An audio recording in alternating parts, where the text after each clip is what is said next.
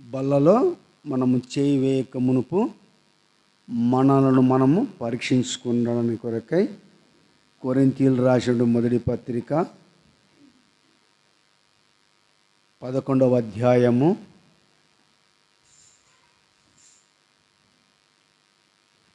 27-28 వచనాలను మనమందరం కలిసే మనము చదువుకుందాం.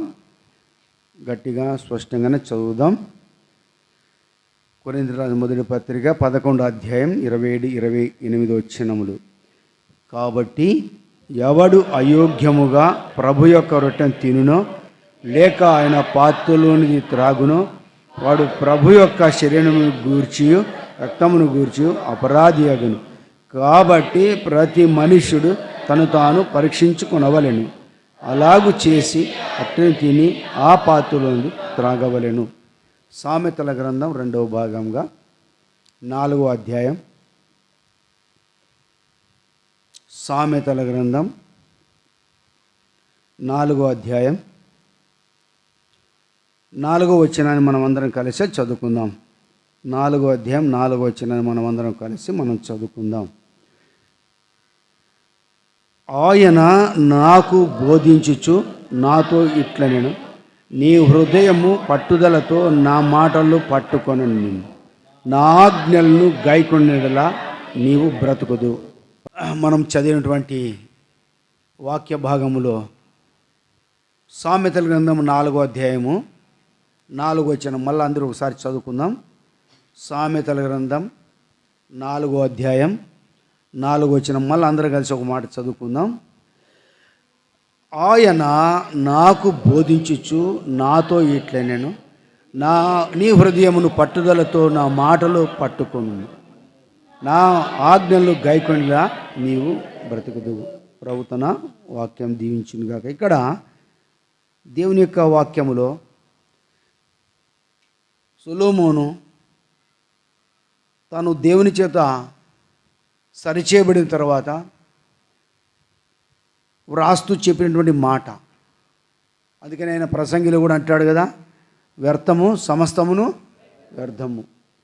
అంటే సమస్తం వ్యర్థము అని మనం అనుకుంటాము, కానీ చాలాసార్లు చెప్పడం వరకే, కానీ దాన్ని అనుసరించడంలో చాలా కష్టము. నిజమే, వ్యర్థమే. అయితే ఇక్కడ దేవుడు మనల్ని రక్షించుకున్న తర్వాత మన జీవితంలో కూడా దేవుని యొక్క మాటలకు మనము చెవియొగ్గే వారిగా ఉండాలి. అంతేకాదు ఇక్కడ ఇంకో మాట అంటున్నాడు, ఆయన నాకు బోధించుచు నాతో ఇట్లా నేను ఏమన్నాడు, ఇట్లా నీ హృదయము పట్టుదలతో. కాబట్టి నీ హృదయము పట్టుదలతో నా మాటలు, అంటే హృదయము గురించి ఎందుకు ఇక్కడ హెచ్చరిక చేశాడు మొట్టమొదటిగా మనం జ్ఞాపం చేసుకోవాలి. నీ హృదయము పట్టుదలతో అంటే కార్యాలన్నీ ఎక్కడ జరుగుతుంటాయి చెప్పండి. ఇప్పుడు పైకి ప్రేజర్ చెప్పినా కానీ హృదయంలో ఎట్లుంటుంది చూసినా పంకులు నీకు అతను నాకు బాగా తెలుసు, అంతే కదా. మనం ఎంత ప్రేమతో మాట్లాడినా కానీ అంతరంగంలో అన్నీ జరుగుతూనే ఉంటాయి, పనులు జరుగుతూనే ఉంటాయి. పైకి మాత్రము ప్రైజ్ లార్డ్. అందుకని మనం చాలా జాగ్రత్తగా ఉండాలి కదా. కొన్నిసార్లు మనం ఎంత బోధించినా ఆయన కథ మాకు తెలుసులే, ఎవరి కథ, స్టీఫెన్ అన్న కథ మాకు తెలుసులే, లేకపోతే సాంసన్ అన్న కథ మాకు తెలుసులే, లేకపోతే దానియల్ అన్న కథ మాకు తెలుసులే అనుకోవచ్చు కదా. అయితే దేవుడు నియమించుకున్నాడు కాబట్టి ఇది మనం తులసివేయకూడదు. అందుకని ఒక మాట పౌలు అంటాడు, నాకు జ్ఞాపకం వస్తుంది. మొదటి దశలోని పత్రికలో 2వ అధ్యాయంలో అనుకుంటా 13 వచనం ఒకసారి చదవమ్మా, గట్టి చదవండి ఎవరైనా కానీ. 2వ అధ్యాయం 13 వచనం. బాగా చదువుతాను, నువ్వు నోటుతో బ్రహ్మాండ చదువు, లేకపోతే బాగా చదవండి. ఆ హేతువు చేతను మీరు దేవుని గూర్చిన వర్తమాన వాక్యము మా వలన అంగీకరించినప్పుడు బాగిన ఇక్కడ మనుషుల వాక్యమని ఎంచక అది నిజముగా ఉన్నట్లు. కాబట్టి చాలా అడిగి దేవుని వాక్యం అని దాన్ని అంగీకరించితిరి కనుక, కాబట్టి ఇది నిజముగా ఇది మనుషుడు బోధించవచ్చు కానీ వాక్యం ఎవరిది ఇక్కడ? దేవుని వాక్యం అని భావించాలి మనం. మనిషిలో మనము లోపాలు కాదు, మనిషిలో బలహీనత కాదు. మనిషి ఒకవేళ పొరపాటు చేసి ఉండవచ్చు, మనిషి కొన్నిసార్లు బలహీనత ఉండవచ్చు. కానీ మనం ఇప్పుడు ఏది తీసుకోవాలా? దాంట్లో నుంచి దేవుని వాక్యాన్ని తీసుకోవాలి. ఏది దేవుడు నాతో మాట్లాడతాడు? ఇప్పుడు బోధిస్తున్నా నేను కూడా ఒకవేళ తప్పిపోయి దేవుని దూరంగా ఉండవచ్చు, అది నీకు తెలియకపోవచ్చు. కానీ నువ్వు వాక్యం ద్వారా నువ్వేం పొందాలి? ఇక్కడ ఏం పొందాలా? ఆత్మీయంగా బలం పొందాల, జీవం పొందాల. నువ్వు బోధించేవారు ఎట్లో మనకు పక్కన పెట్టేసేయి. బోధించే వ్యక్తిలో వచ్చే మాటలు మనం ఏం చేయాలి? ఇక్కడ దాన్ని అంగీకరించాలి, దాన్ని తిరస్కరించకూడదు. అందుకనే నా కుమారుడా నా బోధను తులసివేయక ఏం చేయాలంట? నాతో బోధించిన ఇట్లా నీ హృదయం పట్టులతో. కాబట్టి మనుషుల వైపు కాదు, మనిషి బలహీనుడే, మనల్ని బలపరచువాడెవరు? దేవుడే. అందుకని పౌలు అంటాడు, నన్ను బలపరచు అని అందే నేను సమస్తమును చేయగలంటాడు. అందుకని మనం చాలా జాగ్రత్త కలిగి ఉండాల. అంతేకాకుండా మొదటి దర్శన పత్రిక 2వ అధ్యాయం 3వ వచనంలో ఇంకొక మాట అక్కడ ఉంటాడు పౌలు. ఏమంటాడు అక్కడ?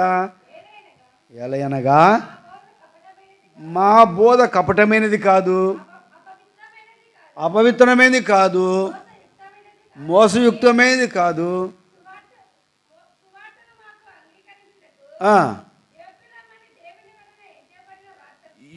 కాబట్టి మేము సువార్త యోగ్యులమని ఎంచబడిన వారమై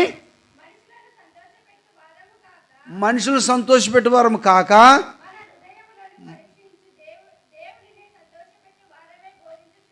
కాబట్టి ఇప్పుడు మన హృదయమును సంతోషపెట్టు దేవునిని బట్టి మనం ఇక్కడ ఏం చేస్తున్నాం? ఇక్కడ బోధిస్తున్నాం. ఇక్కడ మనం గమనించాలి బాగా విషయాన్ని. ఇక్కడ మనుషులను సంతోషపెట్టు వారము అంటే మా బోధలో ఏం లేదంట? కపటము లేదు కదా. బోధలు ఏమిందంట? కపటం లేదు. అయితే ఈ బోధించేవారు కూడా మనం గమనించాలి బాగా. బోధించేవారు కూడా దేవుని సన్నిధిలో ఎట్లా ఉండాలంటే ఇక్కడ యోగ్యులమని ఎంచే కదా మనం చూస్తున్నాం. దేవుడు నిజంగా యోగ్యుడిగా నిన్ను ఎంచుకుంటే మనం బోధ చేయాలి. దేవుని యోగ్యత లేకపోతే దాన్ని తప్పుకోవాలి. ఎందుకంటే శాపగ్రస్తులము శిక్షక పాత్ర అని బైబిల్ రాయబడింది. బోధించేవాడు నీకు 2 శిక్ష. బోధకులు 10,000 మంది ఉండొచ్చు కానీ తండ్రి ఒక్కడే. తండ్రి బోధకులు 10,000 మంది ఉండొచ్చు, నాకంటే ఇంకా బాగా చెప్పేవాళ్ళు మీ దగ్గరికి వస్తారు, రాబోదినలు కూడా లేదని లేదు. కానీ ఈ కాలములో దేవుడు ఇప్పుడు ఇచ్చేది ఏది ఉందో మనం అంగీకరించాలా? దాని జీవాన్ని పొందుకుంటూ మనము రావాలా? రాబో దినాల్లో మనము కూడా ఇతరులకు బోధించే సామర్థ్యంలోనికి వచ్చినట్టుగా మనము సిద్ధపడాలి. ఇక్కడ ఏదో రావడం పోవడం అంతవరకే కాదు. ఏదో వస్తేని కూర్చుంటేని పోతిని. గొర్రె ఏం చేయాలా? అది సంవత్సరానికి 2 ఈతలు ఉంటుంది, 1 ఈత తింటుందా? 2 అంటే అమ్మ ఆయన 1 అంటాడు. ఎన్ని ఈతలు తింటుంది సాంసను కరెక్ట్ చెప్పి 1 అంటాడు. మళ్ళీ ఈ అమ్మ 2 అని, నీ కూతురు 2 అనే అంటే అమ్మ తెలియదు కాబట్టి ఇక్కడ విషయం ఏంటంటే ఈ గొర్రె ఈనలేకపోతుంటే అర్థం ఏంటంటే గొడ్డు గొర్రె అంటారు. అది ఏ గొర్రె అంటే ఆత్మీయంగా కనేవారముగా. కాపరి కన్నెట్లా చూసినామో ఏమరానమ్మా? కాపరి కంటాడా? ఈంతాడా కాపరి? ఈయనది ఏది? ఎవరు రవి? ఎవరు ఈనాలా?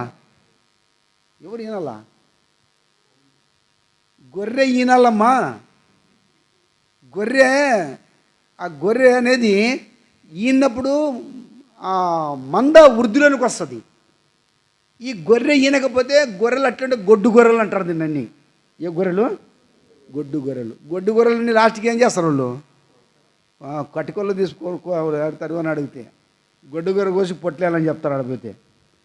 అంటే విషయం ఏంటంటే గొర్రె అనేది అది వృద్ధిలోనికి వచ్చినట్టుగా వాక్యం అనేది మనలో సమృద్ధిగా ఉన్నప్పుడు ఆ వాక్యం కూడా దేవుడు ఎందుకు ఇస్తాడంటే నిన్ను నీవు భద్రపరచుకోవాలా, 2వది నీ ఇంటి వారిని భద్రపరచుకోవాలా, 3వది బయట సంఘమును భద్రపరచాలా, ఇతరులకు కూడా వాక్యం ఏం కావాలంట? ప్రబలి వ్యాపించాల. అందుకనే ఇక్కడ మనం యోగ్యులమా? దేవుడు యోగ్యులుగా చేసుకున్నాడు, కానీ యోగ్యతను పోగొట్టుకొని మనము ఒకవేళ నడుచుకుంటూ ఉంటే దేవుడు దాన్ని కూడా తీర్పులను తీసుకొని వస్తాడు. అందుకనే ఇక్కడ బోధిస్తున్న మనము కక్ష భేదం కాదు, కపటము కాదు, కానీ దేవుని వాక్యం ఉన్నది ఉన్నట్టుగా దేవుడు ఏం చేస్తే చెప్తాడు వాక్యము, ఆ వాక్యమును మనం అంగీకరించాలా. మనుషులను విమర్శించి మనము మాట్లాడడం కాదు. ఒక ఆయన అంటూ వచ్చాడు, ఏనా ఎప్పుడు వాళ్ళు నీ గురించి వాళ్ళ గురించి ఎప్పుడు ఇట్లా అట్లా అనుకుంటా అంటారు, కొన్ని విషయాలు నువ్వు ఎంత ప్రేమించినంటే నాకు అనుకుంటేనే మంచిదని చెప్పిన. నా గురించి చెడుగా అనుకుంటేనే ఏమది ఎందుకు మంచిది? ఒక వ్యక్తి మనల్ని దూషించే కొలది దేవుడు మనల్ని ఆశీర్విస్తాడు, గుర్తుపెట్టుకో. ఒక వ్యక్తి మన గురించి చెడుగా చెప్తున్న కొద్దీ మనల్ని దేవుడు ఆశీర్విస్తాడు. మనం మౌనంగా ఉన్నప్పుడు ఆ వ్యక్తి చెప్తా వాళ్ళు చెప్పుకుంటూ వాళ్ళ కుటుంబం క్షీణించిపోయి పతనమైపోతుంది. అది అర్థం కాలేదు చాలా మందికి. ఒకవేళ పొరపాట్లు కొన్ని విషయాలు వెంటనే ఒకవేళ అనుకోవచ్చు, మాట్లాడవచ్చు, ప్రజలకు క్షమాపణ అడిగి దాని విషయం పరిచిపోయి దైవికంగా ఉండడానికే ఇది ప్రోత్సాహం, అంతేగాని క్షీణించిపోయేదానికి కాదు, బలహీనపరచబడానికి కాదు. అందుకనే ఎవరైనా నీ గురించి ఏమనుకుంటున్నా నువ్వేం చేయాలి? అప్పుడు దాంట్లో సంతోషించాల, ప్రభుకు అప్పగించాల.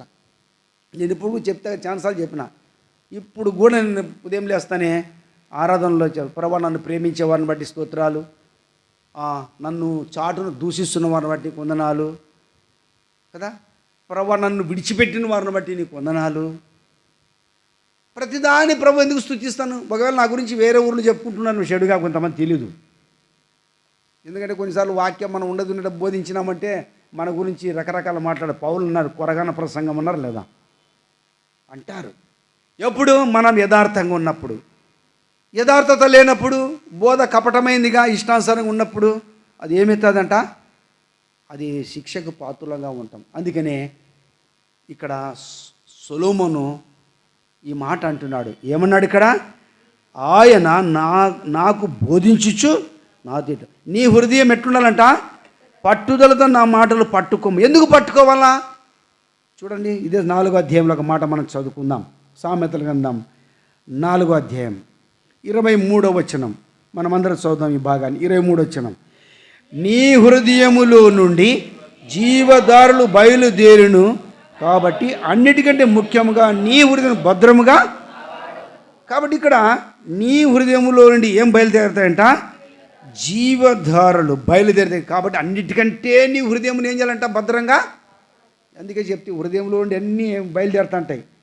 హృదయం నుండి బయలుదేరేటివన్నీ ఏంటివంట? మంచివే చెడువే? లోపల పోయేటివన్నీ, బయటకు వచ్చేటివన్నీ నిజంగా. అందుకనే మన హృదయమును ఇక్కడ భద్రంగా కాపాడుకోవాలి. ఎందుకంటే నీ హృదయంలోని జీవదారులు ఏమంటాయంట? బయలుదేరాలంటే. ఇంకోసారి అంటాడు సామెతలు 7వ అధ్యాయంలో, ఇక్కడ కొన్ని మాటలు చూస్తాం. 7వ అధ్యాయంలో ఒక మాట చూడండి, 3వ వచనం మనం చదువుదాం, అందరం చదువుదాం. నీ వ్రేళ్లకు వాటిని కట్టుకును, నీ హృదయమైన పలక మీద. ఏం రాసుకోవాలా హృదయమైన పలక మీద? 2వ వచనం అందరూ చూద్దాం. నా ఆజ్ఞలను నీవు మనసు నుంచుకొని ఎడలా, నీ కనుపాపలు నా ఉపదేశమును కాపాడినలా నువ్వు బ్రతుకుదువు. కాబట్టి నువ్వు బ్రతకాలంటే, నేను బ్రతకాలి అంటే ఇక్కడ ఏం చేయాలంటే, ఇక్కడ హృదయమైన పలక మీద, హృదయమైన పలక మీద వాటిని, అవి మన హృదయంలో తొలగిపోకూడదు. ఒకవేళ పేపర్ మీద రాస్తే పేపర్ ఒకవేళ చినిగిపోవచ్చు, తడిసిపోవచ్చు. అందుకనే ఇక్కడ గోడ మీద రాస్తే మళ్ళీ దాన్ని సున్నం పెయింట్ కొడితే మళ్ళీ అది పోతుంది. కానీ హృదయం అనే పలక మీద రాసుకున్నప్పుడు అవి చెదిరిపోవు, ఆ హృదయంలో భద్రపరచబడి ఉంటాయి. ఎందుకంటే హృదయాన్ని భద్రంగా ఎందుకు కాపాడుకోవాలంటే, మన హృదయంలోండి ఏం బయలుదేరుతుందంట? జీవదారులు బయలుదేరుతాయి. కాబట్టి అందుకనే హృదయాన్ని భద్రంగా కాపాడుకొని వాక్యాన్ని మన హృదయంలో ఉంచుకొని ఇతరులకు మనం వాక్యం ద్వారా వాళ్ళను బ్రతికించి, ఇతరులను వాక్యం ద్వారా దేవునిలోనికి పడిపోయిన సమకూర్చుకుంటూ మన జీవితంలో మనం సాగిపోయినప్పుడు ఒకానొక సమయంలో మనం కూడా ఈ లోకయాత్రను ముగించుకున్న తర్వాత దేవుని సన్నిధికి చేర్చబడతాం. లేకపోతే ఎప్పుడైతే దేవుని వాక్యాన్ని మన హృదయంలో చేర్చుకొనక, దేవుని ఆజ్ఞలు గైకొనక, ఒకవేళ హృదయములు వారిని భద్రపరచుకొనక, ఒకవేళ మనం జీవిస్తూ నీవైనా నేనైనా ఒకవేళ తిరుగుతూ మన ఇష్టానుసారంగా ఉంటే గమనించేది, దేవుడు నిన్నైనా నన్నైనా విడిచిపెట్టినాడని గుర్తుపెట్టుకో. దేవుడు నిన్ను ఏం చేశాడు ఇక్కడ? విడిచిపెట్టినాడని జ్ఞాపం చేసుకోవాలా. ఆ సంగతి నీకు తెలియదు, నాకు తెలియదు. సాంసోను ఆ దెలీలా మీద కూర్చొనేంత వరకు, తొడల మీద కూర్చొని గొరిగించేంత వరకు బాగానే ఉన్నాడు. ఫిలిప్సీలు వస్తున్నారు అన్నప్పుడు లేమన్నప్పుడు ఏమన్నాడు? తనకు బలం ఉంది అనుకున్నాడు. కానీ ఏమైపోయింది అక్కడ? యెహోవా తనని ఎడబాసెనని అంటే అంతవరకు ఏమనుకున్నాడు? బలం ఉందనుకున్నాడు. దేవుడు ఎడబాసెని దాన్ని గుర్తించలేదు. అంటే బలం ఎట్లా పోతుంది? బలహీనులు అయిపోతారు. ఎట్లా ఆత్మీయతను పోగొట్టుకుంటాము? పోగొట్టుకునే కారణము దేవుని వాక్యను, దేవుని హెచ్చరికను మనము తీసుకోలేక హృదయంలో భద్రపరచుకోలేని కారణాన్ని బట్టి. అందుకనే మనము మన హృదయాన్ని ఏం చేయాలంటే ఇక్కడ భద్రంగా కాపాడుకోవాలి. అందుకనే మాట అంటాడు, నీ హృదయమును పట్టుదలతో నా మాటలు పట్టుకొని నిమ్ము, నా ఆజ్ఞలను గైకొనల నీవు. కాబట్టి నా ఆజ్ఞలను గైకొనిల నీవు దేవుని ఆజ్ఞలు గైకొనాలి. అందుకే అంటాడు ద్వితీయోపదేశకాండం 5వ అధ్యాయం అనుకుంటా, చూడమ్మా వాడు చదువు. 5వ అధ్యాయం 10వ వచనం అనుకుంటా, చదువు, గట్టిగా చదువమ్మా. నన్ను ప్రేమించి నా ఆజ్ఞలను గైకొని వారి విషయములో ఎన్ని తరాలంట? 1000 తరముల వరకు నేను 1000 తరాలంట. బైబిల్ నేను చూస్తే 4 తరాల వరకు చూసిన, 1000 తరాల వరకు చూడలే కదా. నోవాకు కూడా ఎన్ని తరాలు చూసినాడు? 4 తరాలు చూశాడు. 4 తరాలు. యోబు కూడా ఎన్ని తరాలు చూశాడు? చూడండి, ఆ మాట జ్ఞాపకం వస్తుంది. మళ్ళీ నేను పొరపాటు చెప్తున్నాను, చూద్దాం ఒకసారి. మంచిదే చూసుకుంటే. మళ్ళీ మీరు చదువుకునే అంకులు తప్పు చెప్పి అనుకుంటే కష్టము. నా చివరి 16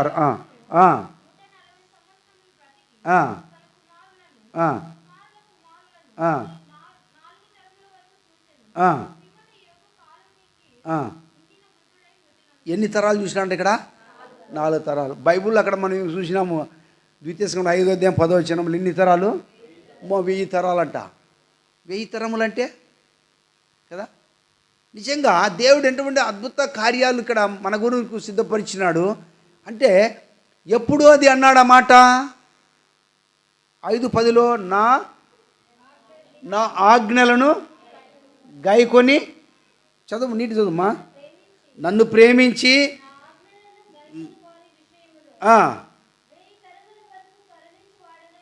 ఎన్ని తరం? 1000 తరం. కానీ నా ఆజ్ఞలను గైకొని అంటే మనము దేవుని ఆజ్ఞలను గైకొనాలి. ఏమయ్యా దేవుని ఆజ్ఞలు కదా. ఒకవేళ ఆ రీతికి లేకపోతే ఇక్కడ ఏమని రాయబడింది? 4వ వచనం మనం చదువుతూ వచ్చాం. నా ఆజ్ఞలను గైకొని ఎడల నువ్వు బ్రతుకుదువు. మనం మొట్టమొదటిగా మనం చూద్దాం ఒక మాట. ఆదికాండం 2:17 ఒక త్వరగా చదవండి. 2:17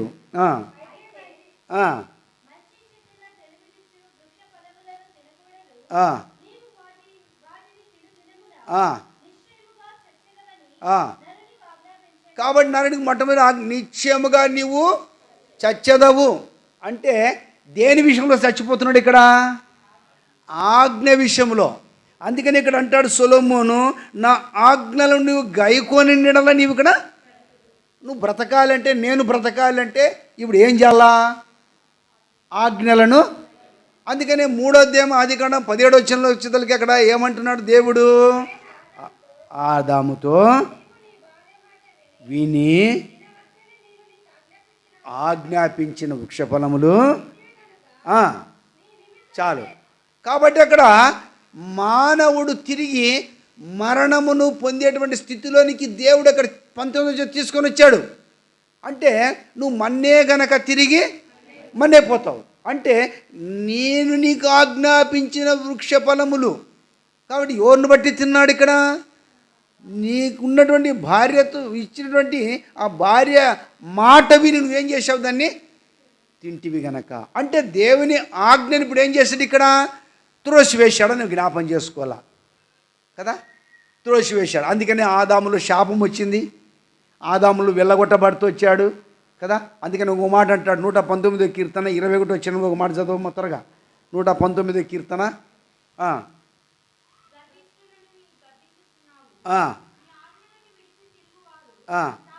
ఇప్పుడు ఎవరంటే ఇప్పుడు ఆజ్ఞ ఇడిచి తిరిగింది ఇక్కడ. ఎవరు ఆజ్ఞ ఇడిచి తిరిగింది అది అంటే మనము కూడా ఆదామే కదా, మనం కూడా పేరు పెట్టుకోవాలి. ఇప్పుడు ఆదామే అని ఆదాం మాటిమాటికి ఆదాం గురించి చెప్తాం మనం, అంతే కదా. ఇక్కడ మన పేరు కూడా పెట్టుకోవాలి. ఇప్పుడు ఆదాము ఆజ్ఞ అతిక్రమించాడు. ఇక్కడ కీర్తన 119:21 మనం ఇక్కడికి వచ్చేతలికే గర్విష్ఠులను నీవు గద్దించుచున్నావు, నీ ఆజ్ఞలు విడిచి తిరుగువారు శాపగ్రస్తులు. అంటే శాపం అనేది ఎక్కడ ప్రారంభమైంది? అందుకని దేవుని శాపం మనకు రాకూడదు, ఇది గుర్తుపెట్టుకోవాలా. మనిషి శపించినా పర్వాలేదు. దావీదుని షిమి శపించాడా లేదా? శపించినా కానీ దావీదు ఏమైనా క్షీణించిపోయినాడా? ఏం రోగం వ్యాధి వచ్చిందా? మనుషులు ఎవరైనా శపించింది. ఒకసారి నేను పులివెందులు ఉన్నప్పుడు వాడు కాటి కాపరోడు వచ్చి ఏదో మాట్లాడుతున్నాడు నాకు. నేను ప్రభువులో బాగా బలంగా ఉన్నాను, కొత్తలో కదా. ఎప్పుడు వాక్యం చదివేది, ప్రార్థన, పని ఉంటే పని, ఇంతవరకు ఎరిదేంలే. ప్రార్థన రాత్రి 12 అయినా కానీ ఒంటరిగా చేసుకునేటువంటి వాడిని ఇంట్లో. అంటే ఆ కాటి కాపరు నుంచి రకరకాల నేను సువారు చెప్పిన ఆయనకి చెప్పి, అంటే వాళ్ళు వాడు కాటగారు, వాడు చెడుపు చేస్తాడన్నా, వాడు అది చేస్తున్నాడు, పెద్ద భయంకర అంటే ఎవరైతే నాకు ఇది కాలు ఇక్కడ పెట్టినా కదా పక్కా జరిగిన దాన్ని మట్టి తీసుకుని చేసుకోమని పోయి చెడు పన్నా. వాడు గంట కొట్టుకుంటూ అట్లే పోయా అంతే. అంటే ఏం చెప్తున్నానంటే మనిషి ఎవడు కూడా మనం శపించలేరు. శపించినంత మాత్రం మనము శాపగ్రస్తులను కాలేము. మనల్ని ఎవరు శపించాలా? దేవుడు శపించాలా. దేవుని శాపం అనేది మన మీదకి వస్తే నీవైనా నేనైనా నిలవలేము. అందుకనే దేవుని నుండి శాపం మన మీదకి రాకూడదు. బైబిల్ రాయబడింది సామెతల గ్రంథం 3:33 భక్తిహీనుని మీదికి ఇందే లేదా 3:33 భక్తిహీనుని ఇంటి మీదికి. అంటే మనం భక్తిహీనులు ఉంటే ఏమొస్తుంది? దేవుని నీతిమంతుని ఇంటి మీదికి. అందుకని ఇక్కడ మనము 119 కీర్తన 7 ప్రకారము మనం గమనిస్తే ఇక్కడ శాపం అనేది మనం చూస్తున్నాం. అందుకని ఆదాము ఆజ్ఞను అతిక్రమించిన వాడే ఉన్నాడు. మనం చాలా జాగ్రత్తగా మన కుటుంబాలుగా ఉన్నాం ఇక్కడ. కుటుంబాలకు ఉన్నాం కాబట్టి మన కుటుంబ క్షేమం కొరకు మనం వాక్యాన్ని స్వీకరించాలా. వాక్యాన్ని తునీకరించి నాతో ఇది అవసరం లేదు, నాకు అక్కర్లేదు అని నువ్వు అనుకోవాల్సిన పని లేదు ఇక్కడ. ఎందుకంటే ఒకవేళ మనం ఆ రీతిగా అనుకోవడం ద్వారా ఏం జరుగుతుందంటే మనం నష్టపోయేది కాక మన కుటుంబం నష్టపోతుంది కదా. మన కుటుంబం కూడా ఏమవుతుంది ఇక్కడ? నష్టపోతుంది. అందుకనే ఒక మాట మనకు జ్ఞాపం చేస్తాం. ఆది కాండంలో చూడండి ఒక మాట. ఆది కాండంలో ఒక మాట జ్ఞాపకం వస్తుంది. 6వ అధ్యాయం 22వ వచనంలో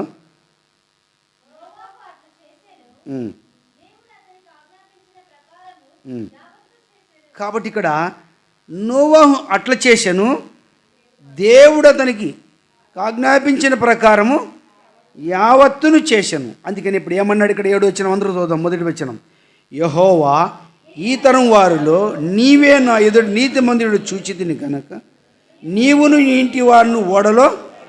అంతే, అయిపోయా. దేవుని తీర్పు ప్రారంభము కావస్తుంది. నీవు నీ ఇంటి వారు ఇప్పుడు ఎక్కడికి పోవాలంట? ఇది గుర్తుపెట్టుకో. నీవు నీ ఇంటి వారి కొరకు నువ్వు ఎట్లా ఉండాలి? ఒకవేళ మన వరకు మనం ఏదో తిరగడం కాదు, మన ఇష్టానుసారం మనం ఉండడం కాదు. కుటుంబం అనేది చాలా ప్రాముఖ్యం. ఇది ఓడ. సంఘం కూడా ఇక్కడ దేన్ని పోల్చబడింది? ఇక్కడ ఓడ. ఈ ఓడ ఎవరు ఈ ఓడ అంటే యేసుప్రభు ఓడ. యేసుప్రభులో ఉండాలి మనం. సంఘమే ఓడ, ఓడనే సంఘం, సంఘమే యేసుప్రభు. ఈ సంఘముని శిరస్సు యేసు. కాబట్టి ఇక్కడ మనం గమనించాలా, ఈ ఓడలో అనగా వారు ప్రవేశించారు. ఎందుకు ప్రవేశించారు? ప్రవేశించిన కారణమేమి? ఇక్కడ నోవాహు దేవుడు తనకు ఆజ్ఞాపించినది యావత్తును చేశాడంట.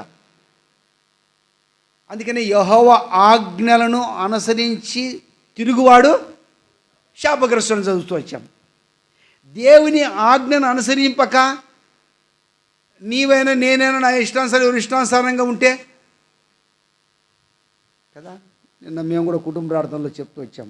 ఎందుకంటే మేము కూడా చెప్పాలి కదా, మాది మేము చెప్తాం. మేము మా బోధ కపటంగా ఉండదు, మాది యథార్థంగా ఉంటుంది చెప్తున్నా.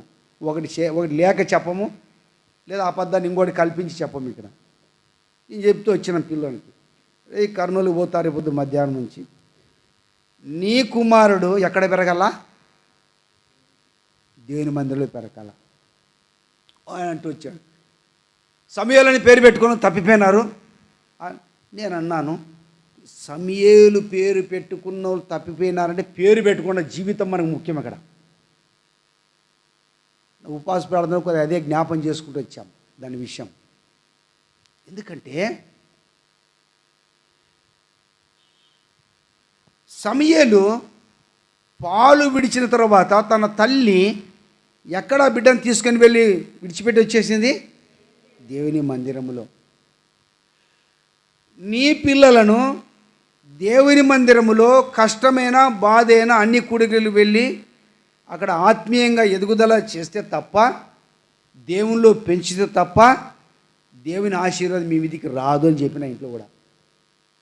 కానీ మేము ఈడున్నాం, మీరు కర్నూలు ఉండొచ్చు, అక్కడ ఉండవచ్చు, ఎక్కడ ఉండవచ్చు. అయితే మా పిల్లోడు ఏడుస్తాడు పోతే అల్లరి చేస్తాడని కదా, పోయి బిడ్డకు పాలిస్తా, ఏడ్చినప్పుడు లేదా ఓదార్చి వెనకాల కూర్చోపెట్టుకొని ఆ బిడ్డను ఎక్కడ పెంచాలా? నువ్వు దేవుని ఇంట్లో పెంచు. వాడు పెద్దవాడైన తర్వాత ఏమవుతాడు? ఇది ఇట్లా క్యాష్ వేసినట్టుగా.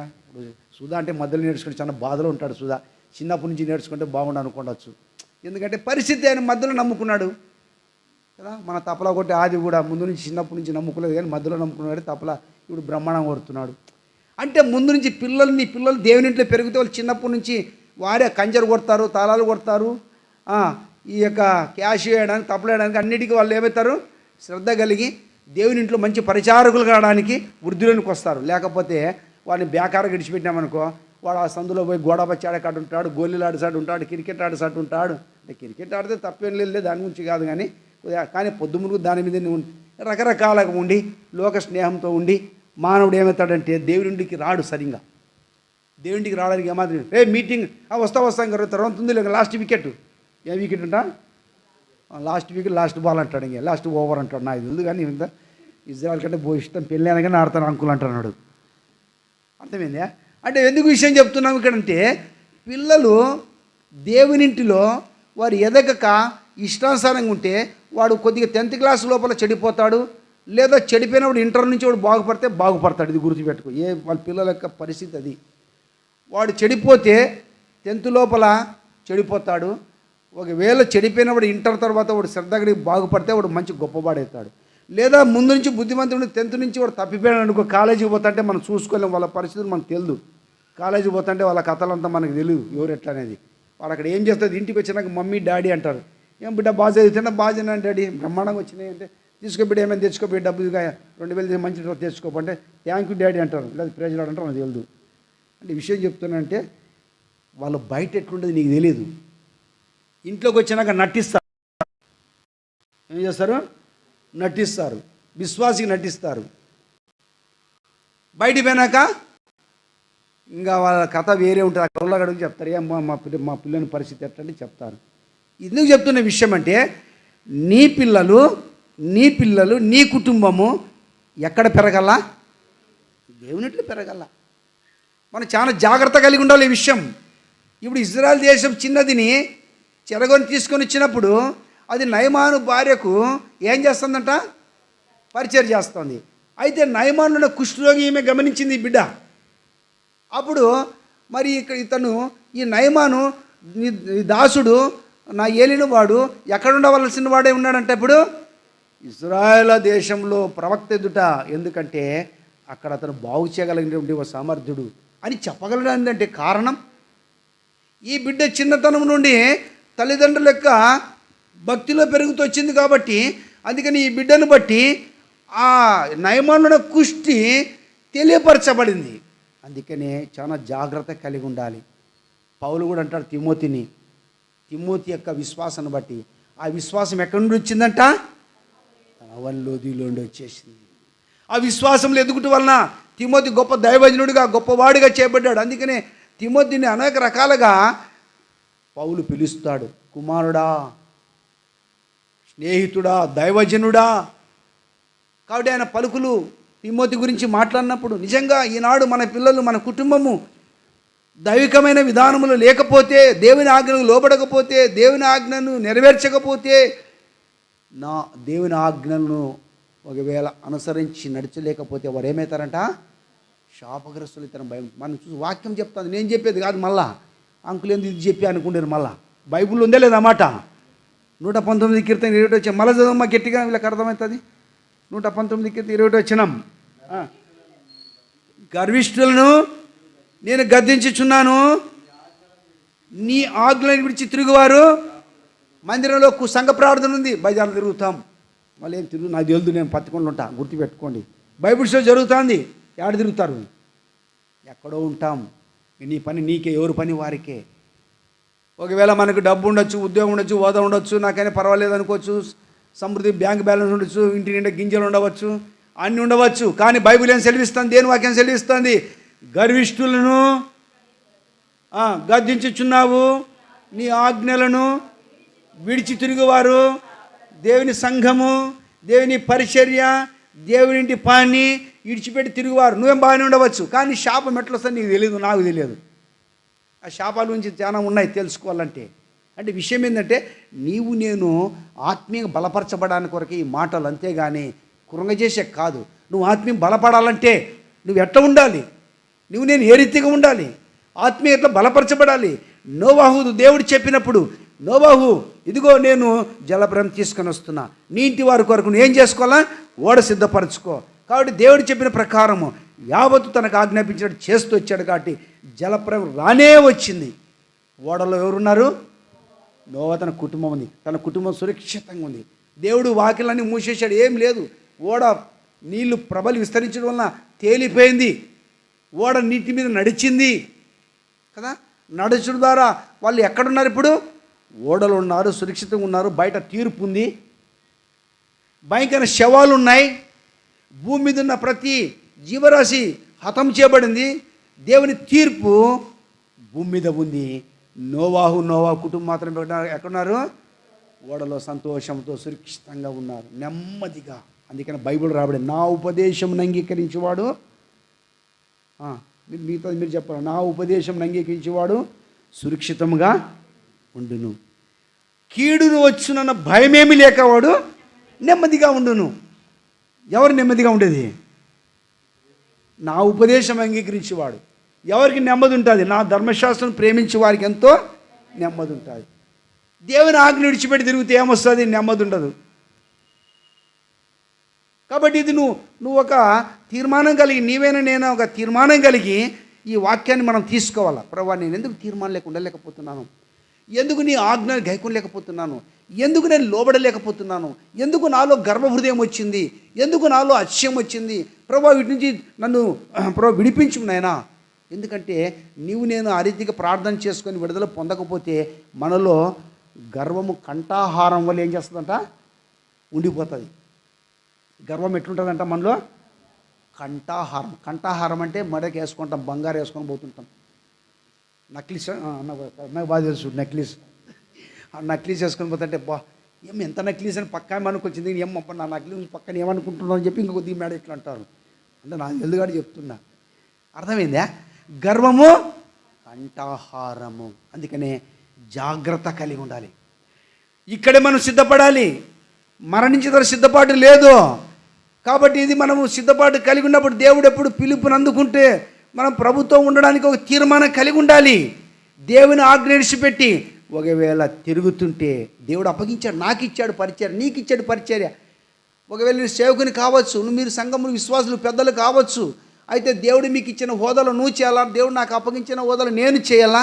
దేవుడు ఇచ్చినటువంటి పరిచర్యను విడిచిపెట్టి, సంఘాన్ని విడిచిపెట్టి ఇష్టానుసారం జీవిస్తుంటే మనం ఎవరమంట? శాపగ్రస్తులము. ఎందుకంటే మనం యోగ్యులమని ఎంచుకోవాలి. ఇప్పుడు నువ్వు రక్షించబడ్డావంటే నిజంగా దేవుణ్ణి నిన్ను ఎంతో యోగ్యతలో తీసుకురాని కొరకే రక్షించుకున్నాడు. దేవుని మాట వింటావని, దేవునికి లోబడతావని, దేవుని పరిచయం చేస్తావని దేవుడు నన్ను రక్షించుకున్నాడు. లేకపోతే మనకంటే జ్ఞానవంతులు లేరా లోకంలో? చదువుకున్నవారు లేరా లోకంలో? రకరకాలటువంటి వాళ్ళు లేరా లోకంలో? ఉన్నారు. అయినప్పటికీ కూడా దేవుడు నిన్ను నన్ను రక్షించుకున్నాడు, తీసుకొని వచ్చి సంఘములో పెట్టాడు. సంఘం, దేవుడు ఈ సంఘాన్ని ప్రత్యేకించుకున్నాడు. సంఘాల్లో రకరకాలు ఉండొచ్చు. బైబిల్లో మనం చూస్తే సంఘాలు రకరకాల ప్రజలు ఎవరైతే ఇష్టానుసారం, అందుకనే మనం వారు బోధ వీరు బోధని అక్కడికి వెళ్ళి ఇక్కడికి వెళ్ళని మనం రకరకాల నష్టపోకుండా అనేక విషయాలు హెచ్చరికలు ఉన్నాయి మనకు వాక్యములో.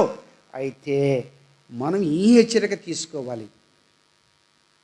ప్రభువా నన్ను రక్షించుకున్నావు, రక్షించడమే కాకుండా పరలోకమేమో చూపించావు, భూమి మీద ఏందో చూపించావు, సంఘమేమో చూపించావు, సంఘ ప్రత్యక్షం చూపించావు, నన్ను భద్రపరిచావు.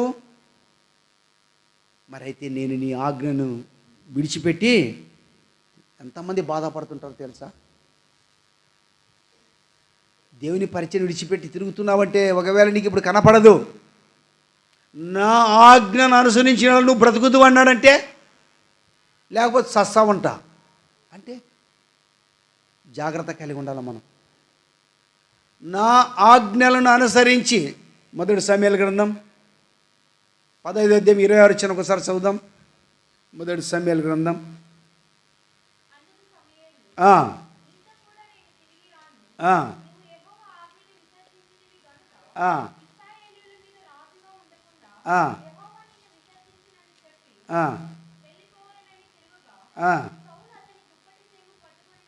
చాలు. కాబట్టి ఇక్కడ మనం ఏం చూస్తున్నామంటే, ఇక్కడ మనం చదువుతూ వచ్చాము 26వ వచనంలో, అందుకు సమూయేలు నీతో కూడా నేను తిరిగి రాను, నీవు యెహోవా ఆజ్ఞను విసర్జించితివి గనుక ఇశ్రాయేలు మీద రాజుగా ఉండకుండా యెహోవా నిన్ను అంటే విసర్జించాడంటే ఎంత భయంకరమైన మాట తెలుసా? చాలా మంది తెలుసు ఈ మాట. దానికి అర్థం చెప్పాలంటే నిజంగా అందుకనే మనము పౌలు అంటాడు ఏమని, ఏవేవి నాకు లాభకరమైననో నష్టంగా ఎంచుకుంటుంది. అంటే వాటన్నిటిని విసర్జించాడు. విసర్జించుట కదా, నిజంగా విసర్జించుట అనే మాట చాలా భయంకరమైన మాట ఉంది. కానీ దేవుడు నిన్ను ఇక్కడ ఏం చేశాడు? ఇప్పుడు విసర్జించాడు. అంటే విసర్జించంటే శాపం కూడా వచ్చింది అనుకోలే. ఇక్కడ విసర్జించబడిన కారణం ఏమి కారణం? దేవుని ఆజ్ఞను అనుసరించకపోవడం. దేవుడు తనను తీసుకొని వచ్చి ఇశ్రాయేలు ప్రజల మీద రాజుగా ఉండడానికి అభిషేకించిన తర్వాత తను నా ఆజ్ఞలు గైకుంటాడేమని తీసుకొని వచ్చి సమూయేలుతో మాట్లాడుతూ వచ్చాడు. ఏమంటాడు? మొదటి సమూయేలు 10వ అధ్యాయంలో కూడా, ఒకానొక దినమున సౌలు సమూయేలును, చదవండి మాట 10వ అధ్యాయం మొదటి వచనంలో చూడండి. ఒకానొక దినం సమూయేలు సౌలును పిలిచి, యెహోవా ఇశ్రాయేలుకు తన జనుల మీద నిన్ను అభిషేకించి నన్ను పంపిను. యెహోవా మాట. అంతే. మాట అంటే ఏంది? ఇప్పుడు ఆజ్ఞ మాట. ఇప్పుడు ఆజ్ఞ అంటే మీకు ఇంకొక అర్థం. ఇప్పుడు ఎందుకు దేవుడు నన్ను ఇట్లా పెట్టాలా, ఎందుకు దేవుడు అట్లా చేయాలా, ఎందుకు దేవుడు నన్ను అట్లా కలయాలనేది మనం ప్రశ్న వేసుకోకూడదు. ఆదాము తినకపోయింటే ఆ పండు బాగుండు కదా, ఇట్లా కూడా కొంతమంది ప్రశ్న వేస్తారు లేదా? తిన్నాడు, తన మరణం తెచ్చుకున్నాడు.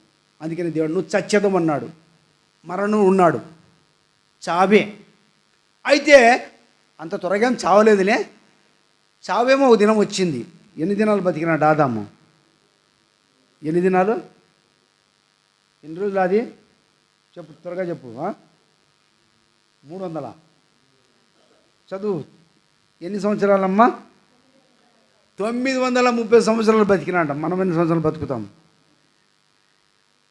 70 సంవత్సరాలు అధిక బలం ఉంటే అది కూడా ఆయాసం దుఃఖమని రాయబడింది. అంటే విషయం ఏంటంటే, ఇక్కడ మనము ఆదాము దేవునిలో చనిపోయాడు. అయితే అంతేకాకుండా ఇక్కడ సౌలు విషయంలో మనం జ్ఞాపం చేసుకుంటే, సౌలు విషయంలో దేవుడు హెచ్చరిక చేస్తున్నాడు. అంటే ఆజ్ఞను. అందుకనే వాళ్ళు అన్నారు, ఆదాము అది తినకపోయింటే ఆ పండు తినకపోయింటే ఈ సమస్య అంతా వచ్చేది కాదు.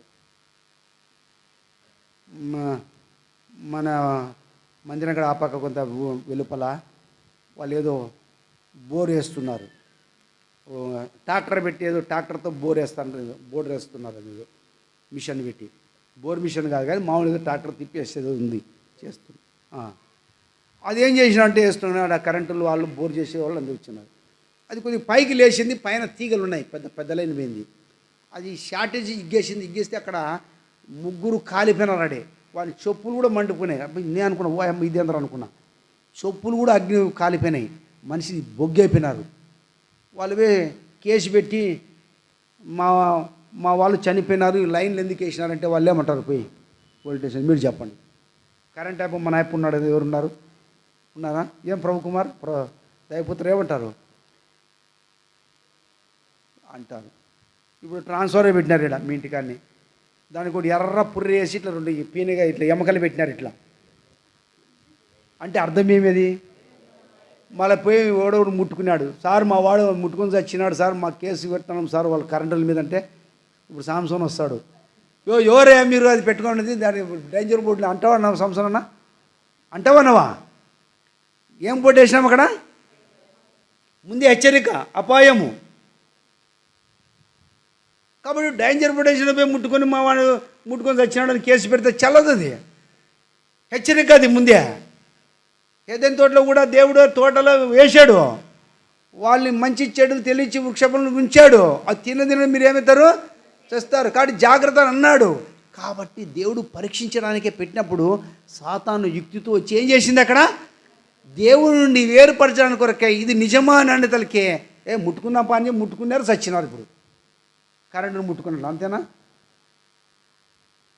శత్రువుగా మనం ఆత్మీయంగా విశ్వాసం దైవికంగా ఎదుగుతున్నప్పుడు ఇది నిజమా మీరు సంఘంలో చెప్పేది? మీ వాళ్ళు చేసే బోధ నిజేనా? ఏం పర్వాలేదు, ఏమి కాదు, తింటే ఏమీ కాదు, దేవుని ఆజ్ఞ విడిచిపెట్టి తిరిగితే కూడా మేము సావనే చాలే, పొలం పనులు చేసుకుంటున్నాం, కూలి పనులు చేసుకుంటున్నాం, ఆటో వెళ్తున్నాం, దేవుని మందిరం విడిచిపెట్టి అన్నీ తిరుగుతున్నాం, మళ్ళీ అంతే లాస్ట్ వచ్చి మేనంటున్నాం. మాకేం రాలేదే? వస్తుంది, రాదా కదా? తప్పకుండా దేవుని తెలుసు. అందుకని ఇక్కడ విషయం గమనించాలా, యెహోవా ఆయన ఆజ్ఞలను అనుసరించిన వాళ్ళు బ్రతుకుదువు, ఆయన ఆజ్ఞలు గైకొని ఎడల నువ్వు బ్రతుకుదు. ఆయన ఆజ్ఞ గైకొనాలి. సౌలుతో అంటున్నాడు సమూయేలు, ఎందుకు నువ్వు యెహోవా ఆజ్ఞను గైకొనకపోతివి? అక్కడ మనం సామెతలు 4:4 చూసినప్పుడు ఆయన ఆజ్ఞను గైకొని నెడల నీవు, ఇక్కడేమంటాడు? ఆయన ఆజ్ఞను నువ్వు తృణించుడు అన్నమాట. 26 వచనం మనకు బాగా అర్థమవుతుంది ఇక్కడ.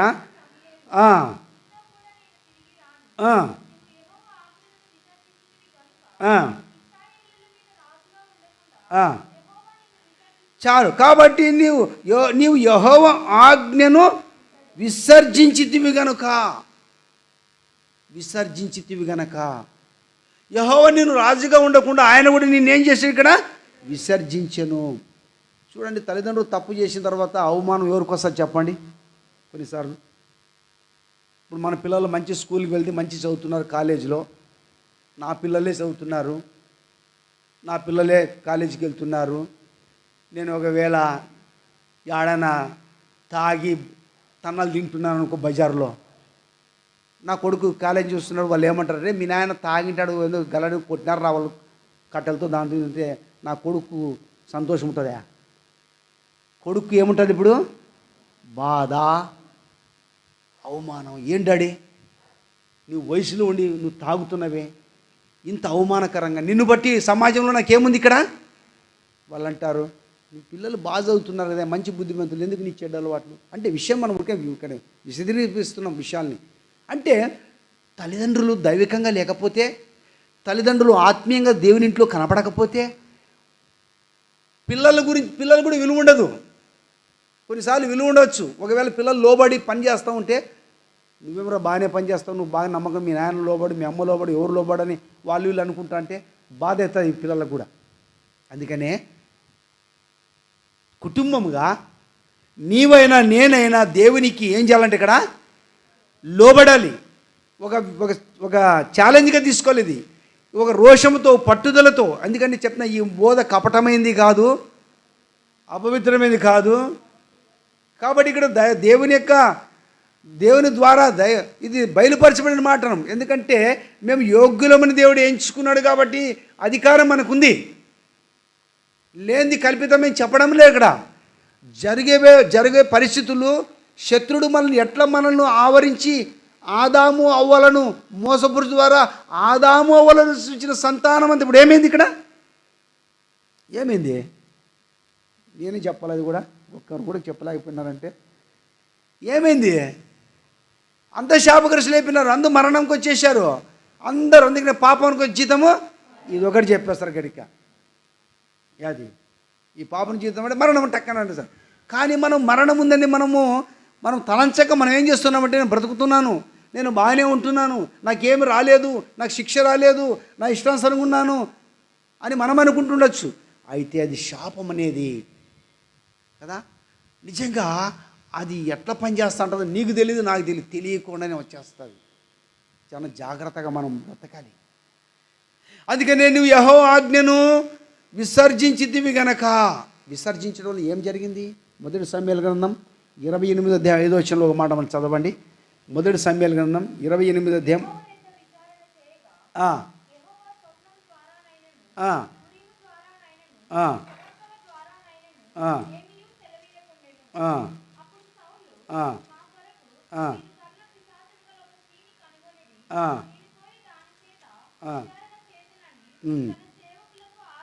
చాలు ఒక మాట అమ్మా.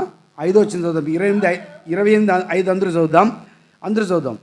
సౌలు ఫిలిష్తీయుల దండుని చూచినప్పుడు, చాలు, సౌలు ఫిలిష్తీయుల దండును చూచినప్పుడు ఏమైందంట? మనస్సునందు భయం, భీతి. అర్థం కాలేదు, ప్రవక్తల ద్వారా కూడా జవాబు రాలేదు, ఊరిము తుమ్మిం ద్వారా జవాబు రాలేదు. అతడు దేవుడు విసర్జించబడిన వాడిగా ఉన్నాడు కాబట్టి తనకి అర్థం కాలేని పరిస్థితి వచ్చింది. ఇప్పుడు ఎక్కడికి పోయినాడంట? కర్ణపిచ్చారు. చాలామంది కూడా కొంతమంది దేవుని పిల్లలు చెప్పుకొని తంత్రాలు పిల్లలు ఉన్నారు. గుర్తుపెట్టుకో, ఇది మంచిది కాదు. ఎందుకంటే దేవుని యొక్క ఆజ్ఞలను మనము గైకొనకపోవట కారణాన్ని బట్టి కొన్ని పరిస్థితులు ఏంటి వస్తాయి.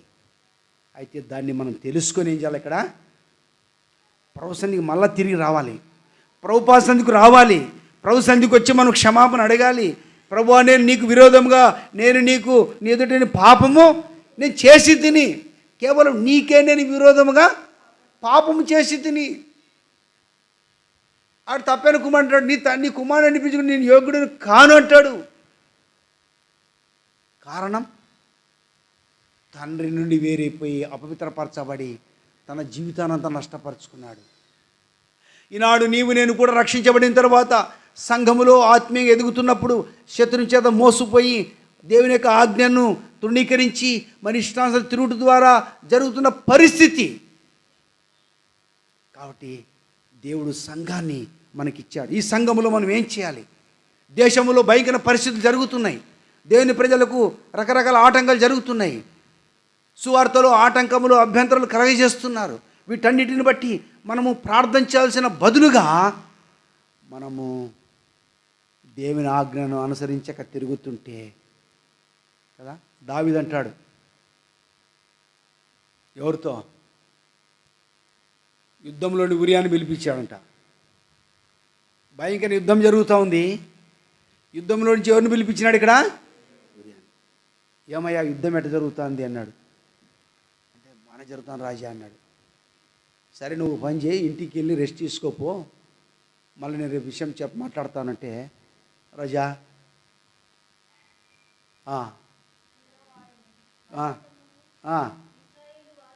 మందసమును ఇశ్రాయేలు వారును యూదా వారును గుడారం నివసించుండగును నా అధిపతియగు యోవాబును, నా ఏలినవాడునగు నీ సేవకులను బయట దండులు యుద్ధంలో ఉండగా భోజన పానము చేటకును నా భార్యతో పరుండకును నేను ఇంటికి పోదునా. కాబట్టి మా చాలు, నేను ఇంటికి పోదునా అంటూ నీ తోడు నీ కాబట్టి నీ తోడు నేను అలా చేయబడను కదా దావీదు రాజుతో అంటున్నాడు.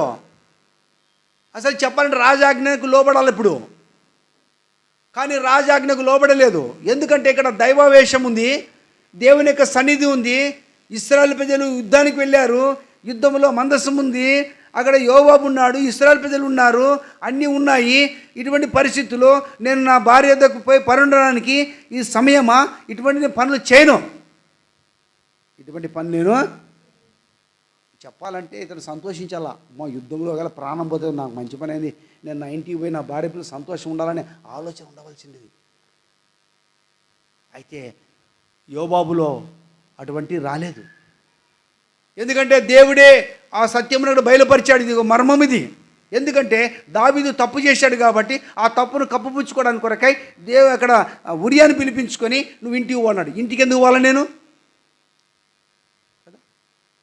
మనం కూడా సువార్త చేస్తున్నాం అనుకో, ఎందుకు పని నడుచు ఇంటికి పోయి కూర్చోబట్టే మంచి పని లేనొచ్చి కుంటుకుంటా కూర్చుందామంటాం కదా. ఇప్పుడు ప్రార్థన కదా, ప్రార్థన దేశం ఎంతో అల్లోకలమైతే ఉంది, ప్రార్థన చేయాలి. పరిస్థితులు ఇట్లున్నాయి, శాసనాలన్నీ రకరకాల మార్చబడుతున్నాయి, మనం ప్రార్థన చేయాలి రండి అంటే ఆడొస్తా లేబో వచ్చేది ఎంతమంది వస్తారు?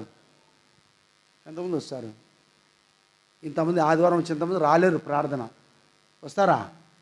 బయట కూర్చున్న వాళ్ళమ్మో మాట్లాడుకుని ముచ్చట్లు పెట్టుకున్నారు. తల్లి ఏమ్మా బయట వాళ్ళు ఇక్కడ చూడండి, మాట్లాడుకుంటూ ఉండొద్దండి.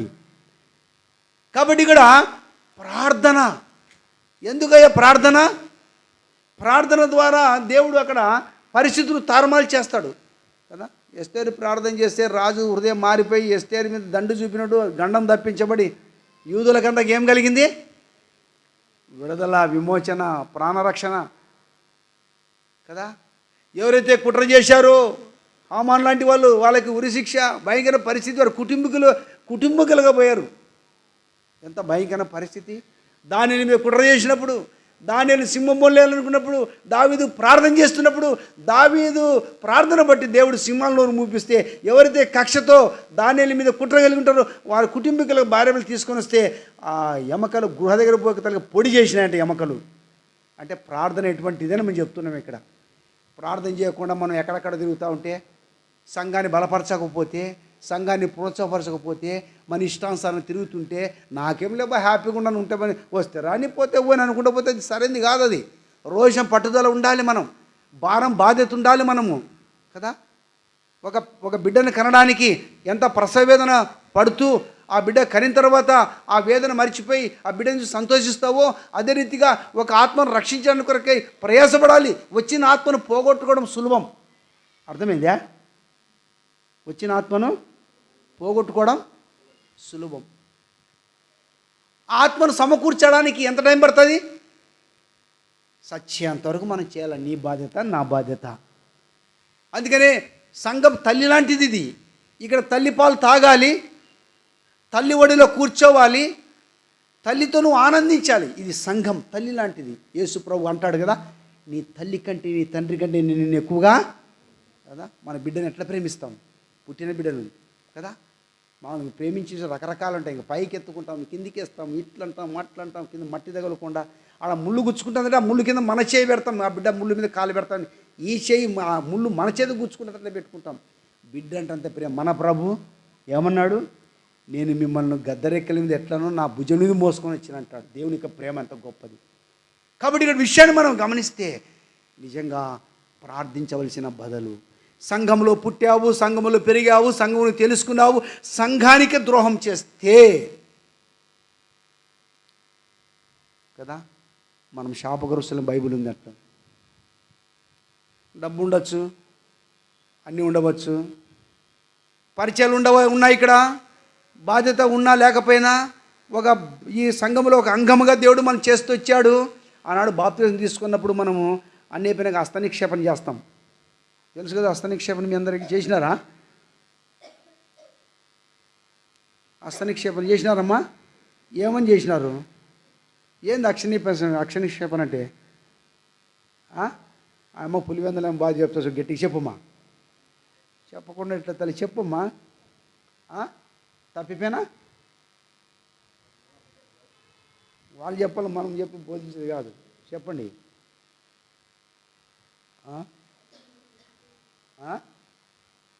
గట్టి చెప్పమ్మా. ఎవరేమో శత్రువులు లేరు, నిన్నేం అరెస్ట్ చేయరు. సంఘములో చేర్చబడ్డ అంటే మనం ఏముంటాను? హస్త నిక్షేపణ, హస్తం ఉంచి ప్రార్థన చేసినప్పుడు నువ్వు ఒంటరిగా ఉన్నావు. ఒకప్పుడు గుర్తుపెట్టుకో, నువ్వు ఒకప్పుడు ఎట్లున్నావు అంటే కుటుంబం, మా నాయన మా అమ్మ ఉండాలని అనొచ్చు, అది కాదు. సంఘ ప్రత్యక్షత ప్రకారంగా నువ్వు ఒకప్పుడు లోకంలో ఉన్న ఒంటరిగా ఉన్నావు. ఇప్పుడు నువ్వు ఒంటరిగా లేవు. నీవు కూడా క్రీస్తు యొక్క సంఘము శిరస్సు కింద ఒక అవయవముగా ఉన్నావు. నీలో ఉన్నటువంటి కృపావరములు దేవుని కొరకై ప్రజ్వలించినట్టుగా, వాడబడినట్టుగా చేయించి ప్రార్థన చేస్తాం. అంటే నువ్వు ఒంటరిగా లేవు. క్రీస్తు యొక్క శరీరము కింద నువ్వు శిరస్సు కింద ఒక అవయవముగా ఉన్నావు. ఈ అవయవములో నీవు ఎట్లుండాలంటే ఒక భాగము. నీలో ఉన్న కృపావరములను ఎవరి కొరకు ఉపయోగించుకోవాలంట? సంఘం కొరకు. మనం ఇప్పుడు నేనే ఉండాలి, నాకేం బంగారం లేదు, వాళ్ళు ఉంగరం పెట్టుకున్నాను అనుకో, చాలా సంతోషం ఉంటుంది శరీరానికంతా.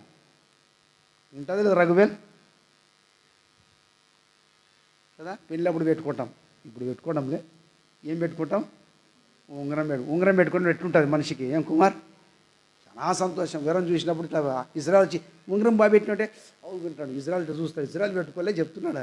ఇంకా ఇజ్రాయల్ అడుగుతాడు, ఇక్కడ బాగుందంటే ఇంత కొన్నాము అంటే ఎంత పనులను పొగుడుకుంటున్నారు. ఇంకా మెల్లగా దండేసుకున్నాను కొరికి ఇట్లా మాత్రం ఇట్లా అంటారు దాన్ని. ఇట్లా చూడాలనే, లేకపోతే నవ్వు పెడుతుంది, నాకు తెలుస్తుంది.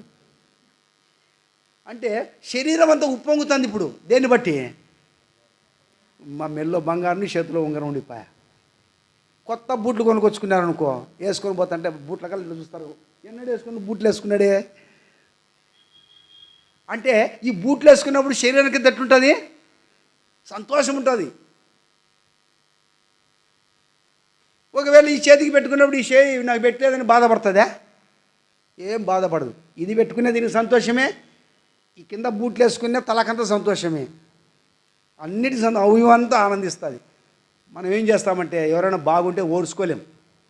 సంఘంలో ఒకరు బాగుంటే మరి మీరు ఎట్లు నాకు తెలుదు. మళ్ళీ దేవుడు ఇచ్చిన మర్మం దేవుడిని బయలుపరుస్తానని చెప్తున్నా. సంఘంలో ఒకరు ఆత్మీయంగా ఉంటే ఇష్టపడం. ఒకరు ఆత్మీయంగా ప్రార్థన చేస్తా అంటే, ఆత్మీయంగా ఆరాధన చేస్తూ ఉంటే, దేవుడు ఒకవేళ హెచ్చించి ఒకవేళ ఆస్తికర్తలు చేస్తే గొరుగుతుంటాం, సనుగుతుంటాం. ఎక్కడ పోయినా వాళ్ళ గురించి చెప్తా. ఏముంటే వాడు పిచ్చినాడు, వాడేమిస్తాడు దేవునికి, వీళ్ళకేమిస్తాడు. ఆమె పో చూసిన ప్రార్థన. ఏమో బయట ఉండి అక్కగారు పిల్లలతో ఆడుకుంటే చూడండి వారం అని రకరకాల మనం అనుకుంటాం. అంటే ఇప్పుడు ఆయన శిరస్వత్వం కింద ఉన్నప్పుడు కింద ములుగుచ్చుకుంటే శరీరం అంతా ఎట్లుంటుంది ఇప్పుడు? అయితే మనము సంఘంలో ఒక వ్యక్తికి బాగలేకపోతే ప్రార్థన చేస్తాం. సంఘంలో ఒక వ్యక్తి ఆత్మీయంగా ఆశించడానికి ప్రార్థన చేస్తాం. సంఘంలో ఒక వ్యక్తి ఆత్మీయంగా వాడబడానికి ప్రార్థన చేస్తాం. అన్నీ తెలుసుకుంటూ ఆ వ్యక్తి బాగుపడితే ఎందుకు అసలు వచ్చేస్తుంది? ఇది ఉండేది శత్రుడు పని. ఇది ఎవరి పని? ఇది శత్రుడు పని. నీకు ఇలేదనుకో, ప్రభు స్తుతించాల, ప్రభు స్తుతించాల.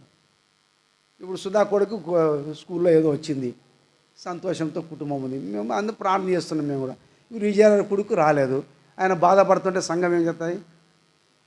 కాబట్టి బాధ ఉంటుంది మనకు కూడా, ఎందుకు రాలేదు ప్రభు. కానీ వాళ్ళు కూడా ఆ కుటుంబంలో ఏం చేసుకోలేడా? ప్రభు ఎందుకు రాలేదు, నా కుమారు లోపమా, మాలు లోపమా, ఏం పరిస్థితి అని ప్రార్థన చేసుకోవాలంతే. మనము ఆయనకు వచ్చింది నాకు రాలేదే, మనలో ఎప్పుడు కూడా అసూయాలు మనలో ఉండకూడదు. మనం ఒకరికొకరు యోగ్యులుగా ఉండాలి. సంఘంలో ఒకరు ఆత్మీయంగా ఉన్నారంటే మనం సంతోషించాలి. మా సంఘం నుంచి, అందుకే మా వాళ్ళకి చెప్పిన, రేపొద్దున ఇక్కడ నుంచి ఇతర సంఘాలు వాక్యం చెప్తుంటే పత్తికొండ కర్మేలు నుండి ఒక వ్యక్తి వచ్చి బాగా వాక్యం చెప్పాడంటే మీరు సిద్ధపడాలని చెప్పి వాళ్ళు బాగా పికప్ చేస్తున్నా. ఏం చెప్తున్నాను? ఇక్కడ నుంచి ఇతర స్థలానికి దేవుని వాక్యం వెళ్ళాలి. కసాపురం నుంచి ఇతర స్థలానికి వెళ్ళేటట్ల మనం కూడా పట్టుదల బాగా దేవుని సన్నిధిలో ఉండాలి. మనం అట్లా లేకుండా అసూయ ద్వేషం ఉంటే, ఆ అసూయ అనేది ఏమవుతుందంటే ఒక వ్యక్తిని పాడు చేయదు, కానీ ఆ వ్యక్తి పాడైపోతాడు. గుర్తుపెట్టుకో, బైబిల్ అట్టుంది. దావీదు మీద విషపు చూపు చూచాడా లేదా? సౌలు ఏమైనాడు లాస్ట్కి? సౌలు గొప్పవాడైనాడా? తన అసూయ, తన ద్వేషం బట్టి కుటుంబము ఆజ్ఞకు లోబడక పతనమైన పరిస్థితి.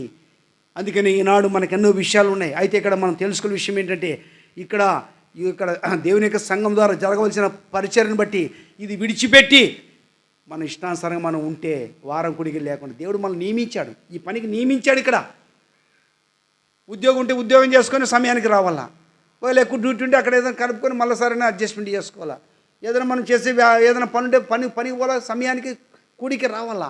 ఇది మన పనిది. ఎందుకంటే దేశంలో శత్రుడు విజృంభిస్తున్నాడు. శత్రుడు దేవుని ప్రజల మీద రకరకాల ఆటంకం చేస్తున్నాడు. వీటన్నిటి బట్టి మనం ప్రార్థన చేసిన భారం మనదే.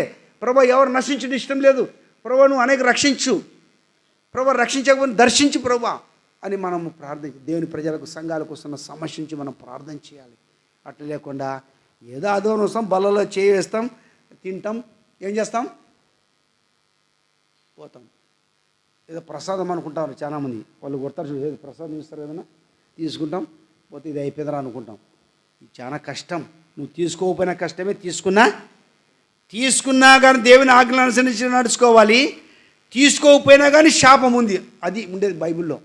తీసుకోకపోయినా కానీ నా ఆజ్ఞలను అనుసరించి నడుచుకోకపోతే శాపగ్రస్తుడు.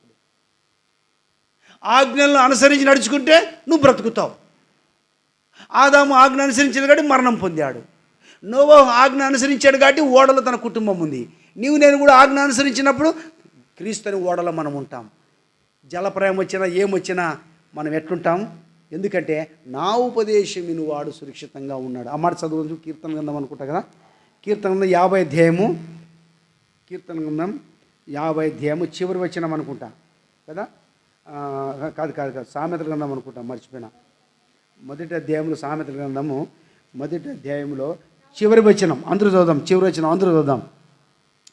నా ఉపదేశమును అంగీకరించువాడు సురక్షితంగా నివసించును, వాడు కీడు వచ్చిన భయమేమీ లేక.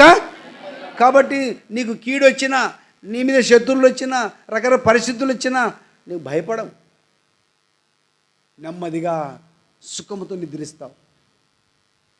లేకపోతే దేవుని ఉపదేశమును విసర్జించి, దేవుని యొక్క ఆజ్ఞను విసర్జించి, దేవుని ఆజ్ఞకు లోబడక మనం నడుస్తూ ఉంటే జరిగే పరిస్థితులు ఎంత భయంకరం. అందుకని 2 మాటలు చూసుకొని ముగించుకుని 119 కీర్తనకు వస్తాం. మళ్ళా 119వ కీర్తనలో 119 కీర్తన 60వ వచనం మనం అందరం చదువుదాం. 60వ వచనం, నీ ఆజ్ఞను అనుసరించుటకు నేను జాగు చేయక. ఇప్పుడు మనం తెలుసుకున్నాం కాబట్టి ఆయన ఆజ్ఞ అనుసరించకపోతే ఏమొస్తుంది, ఏమి జరుగుతుంది? అనుసరించకపోతే, అనుసరించలేని వారంగా ఉంటే ఇప్పుడు మరలా మనం ఇక్కడికి రావాలా. ఇక్కడ కీర్తన కాడ మాట అంటున్నాడు, ఏమంటున్నాడు ఇక్కడ? నీ ఆజ్ఞలను అనుసరించుటకు నేను జాగు చేయుచున్నాను, నేను జాగు చేయుటకు త్వరపడుచున్నాను. ఇప్పుడు 66వ వచనం చదువుదాం అందరం. నేను నీ ఆజ్ఞ యందు నమ్మిక ఉంచున్నాను, మంచి వివేచన, మంచి జ్ఞానము. కాబట్టి ఇప్పుడు మనం అడగాలి, ప్రభా నిజమే వాక్యములు ఇన్ని మాటలు ఉన్నాయి కదా ప్రభా, ఇప్పుడు ఈ వాక్య ప్రకారంగా 60వ వచనం ప్రకారం నీ ఆజ్ఞ అనుసరించుటకు నేను జాగు చేయక నేను కాబట్టి నేను త్వరపడుతుంది. కాబట్టి నన్ను ఇప్పుడు నుంచి త్వరపడడానికి, చాలా జాగ్రత్త కలిగి ఉండడానికి. రెండోది ఇక్కడ నేను నీ ఆజ్ఞ యందు ఇప్పుడు నమ్ముతున్నాను ప్రభా, తెలియక తిరిగాను, వాస్తవమే, నీవైనా కొన్ని విషయాలు పొరపాటు చేస్తాం. కాబట్టి ఇక్కడ మంచి వివేచన, మంచి జ్ఞానము. 73వ వచనం చదువుదాం అందరం. నీ చేతులు నమ్మించి నాకు రూపం ఏర్పరిచాను, నేను నీ ఆజ్ఞ అనుసరించినట్లు నాకు బుద్ధి. ప్రభా నాకు బుద్ధి దయచే ప్రభా, నాకు బుద్ధి దయచేయగా. నీ ఆజ్ఞలను అనుసరించి నడుచుకోలేక తిరిగాను, ఇప్పుడు నడుచుకో నాకు బుద్ధి దయచే ప్రభా అని ఇక్కడ మనము జ్ఞాపం చేసుకుందాం. ఇంకొక మాట చూసుకుందాం. ఇక్కడ చూడండి, ఎనిమిదో తొమ్మిదో 98 చదువుదాం అందరం. నీ ఆజ్ఞలు నిత్యము నాకు తోడుగా ఉన్నవి, నా శత్రువులకు మించిన జ్ఞానము అవి నాకు. కాబట్టి ఈ శత్రువుల కంటే మించిన జ్ఞానం కలగజేయాలంటే ఏం చేయాలా? ఆజ్ఞలు నిత్యం నాకు తోడుగా ఉండాలంటే ఆయన మాట వినాలి, అనుసరించాలి. అనేక సంగతులు ఉన్నాయి ప్రభువా. మనం ఈ తీర్మానం చేసుకుందాం ప్రభువా. మరి నేను నీ ఆజ్ఞ అనుసరించి నడుచుకుంటా ప్రభువా. నీ ఆజ్ఞ అనుసరించి నడుచుకొని నీ ఉపదేశం నా మనసులో ఉంచుకుంటా, నా హృదయమైన పలక మీద రాసుకుంటా. నీ ప్రభువా మరి నీ బోధను అనుసరించి నేను నడుచుకొని ప్రభువా నేను ఉంటా అనే ఒక తీర్మానం మనకు కలిగి. ఎందుకంటే హృదయములో రకరకాల పోరాటాలు జరుగుతుంటాయి. కాబట్టి 4వ అధ్యాయం 4వ వచనం సామెతల గ్రంథం ప్రకారము మన ఆయన నా కుమారుడ నా ఉపదేశమును చదువమాట బోధించుచు నాతో ఇట్లా నేను నీ హృదయము పట్టుదలతో నా మాటలు పట్టుకొని నిమ్ము. కాబట్టి ఇక్కడ మనము గమనించి ఈ విషయాన్ని, ఎందుకంటే ఆయన నాకు బోధించు నాతో ఇట్లా నేను. కాబట్టి ఆయన బోధించి ఇట్లా అన్నప్పుడు ఆయన, అందుకనే ఇంకో మాట జ్ఞాపకం వస్తుంది. సామెతల గ్రంథం 6వ అధ్యాయం అనుకుంటా, సామెత 6:23 అనుకుంటా. చూడమ్మా, ఆజ్ఞ దీపముగాను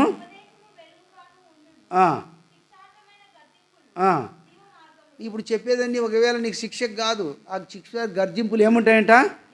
జీవ మార్గాలు. ఇవన్నీ గద్దించుడు మనకు మేలు. నీతిమంతులు గద్దించుట నాకు తైలాభిషేకము. కాబట్టి వాక్యం కూడా మనకి ఆ ఖడ్గం లాంటిది, బండల బౌలు సుత్తి లాంటిది. కాబట్టి మనం చాలా జాగ్రత్త కలిగి గద్దింపుని తీసుకోవాలి. ఈ వాక్యములు ఏముంది ప్రభా? నువ్వు నాతో మాట్లాడుతూ వచ్చావు కదా ప్రభా. ఆజ్ఞ దీపము, ఉపదేశము వీళ్ళు కాదు. నా ఉపదేశం మరొకము, నా హృదయం నా ఉపదేశం అంగీకరించిన నువ్వు బ్రతుకుదువు. కాబట్టి ఈ ఉపదేశం అనేది మనం కలిగి మన హృదయమైన పలక మీద వాక్యాన్ని రాసుకోవాలి, కంఠభూషణం ధరించుకోవాలి వాక్యాన్ని. ఎందుకంటే ఆజ్ఞ దీపము. కాబట్టి మనము ఈ ఆజ్ఞను గైకొన్నప్పుడు మనం బ్రతుకుతాం, శాపమును విడిపించబడతాం. ఆదాము అవ్వల్లో శాపం వచ్చింది. అయితే నోవాహు కుటుంబము ఆజ్ఞను అనుసరించడం ద్వారా బ్రతికి ఓడలో సురక్షితంగా ఉన్నారు. రాబో దినాల్లో ఎటువంటి భయంకర పరిస్థితి ఎక్కడేం జరిగినా నీ కుటుంబం సురక్షితంగా ఉంటుంది. ఇది గుర్తుపెట్టుకో. ఎందుకంటే నీవు ఆయన ఉపదేశం విన్నావు కాబట్టి, ఆయన ఆజ్ఞ గైకున్నావు కాబట్టి నువ్వు బ్రతుకుదువు, నేనే కూడా బ్రతుకుదును. ఒకవేళ లేకపోతే ఎవరి ఇష్టానుసారం ఉంటే, ఇష్టానుసారం నడుచుకుంటుంటే మన పరిస్థితి ఏంటి, సంఘ పరిస్థితి ఏంటి? కాబట్టి ఒకవేళ అట్టుంటే దేవుడు నిన్ను విడిచిపెట్టాడని గుర్తుపెట్టుకో. ఈరోజు నువ్వు ఉపదేశం అంగీకరించక, దేవుని ఆజ్ఞ అనుసరించక ఒకవేళ నడుస్తూ ఉంటే, సౌలు దేవుడు ఏం చేశాడు? విడిచిపెట్టినాడు? విడిచిపెట్టలేదా? విడిచిపెడితే ఏమైనాడు? వాళ్ళ కుమారుడు రాజైనాడా? అందరూ పోయినారు. తండ్రి చేసినటువంటి ఆ ఆజ్ఞ అతిక్రమను బట్టి, ఆజ్ఞకు లోబడలేని కారణాన్ని బట్టి తండ్రితో పాటు యోనాతాను వాళ్ళ కుమారుడు యుద్ధంలోకి వెళ్ళారు. కాబట్టి యుద్ధంలో వారందరూ ఏమైనారు ఇక్కడ కదా? ఏమైనారు అక్కడ? ఆ మాట చదివి ముగించుకుందాం. 1 సమయాల గ్రంథం అనుకుంటా, 2వ సమయాల గ్రంథమా చదువది.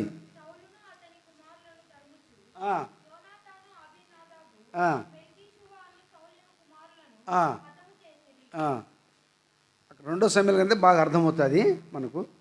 2వ సమయాల గ్రంథము 1వ అధ్యాయము, 2వ సమయాల గ్రంథం 1వ అధ్యాయము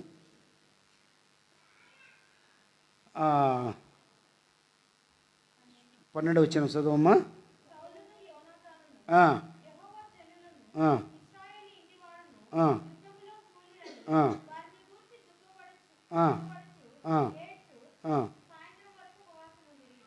ఐదవ వచనం, సౌలును అతని కుమారుడైన యోనాతానును మరణమేరని నీకు ఎలాగో తెలియదు. అంటే ఇక్కడ సౌలును అతని కుమారుడైన ఏమైనారంట?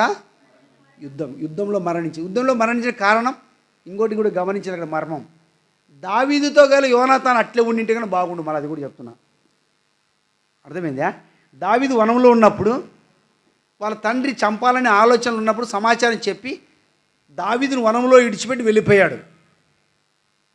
దావీదును వనంలో విడిచిపెట్టి ఎక్కడికి పోయినాడు? తన ఇంటికి పోయినాడు. ఇప్పుడు నేను ఎంతసేపు ఉన్నా 19 ఏళ్ళు వచ్చి నన్ను ఎవరు ఇంటికి పిలుచుకోరు. పిలుస్తారా? మాకేం పట్టింది పొన్న, రావాలంటే రాండి అన్న, రావాలనుకుంటే మాకేం పట్టింది రాను రాండి దానికి. బైబిల్ ఏం సెలవిస్తుంది? మొదటి అపోస్తల కార్యం 3వ అధ్యాయము 26 వచనంలో ఏం రాయబడింది? దేవుడు తన సేవకుని పుట్టించి, చదవండి అన్నమాట గురు.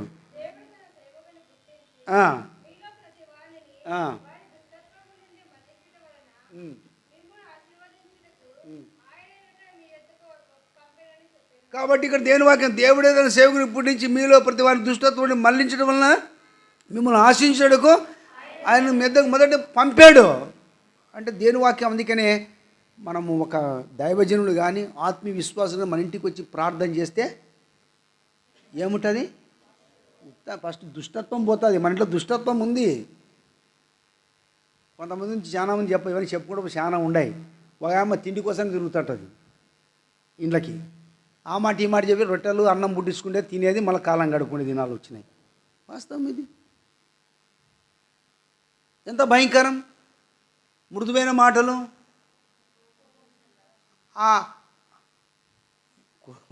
ఈ మృదువైన మాటలతో భూ పుట్టించుకుంటారు అమ్మ. కోపం చాలా అర్థమైంది. మంచిది, వాక్యం అనేది కరెక్టే.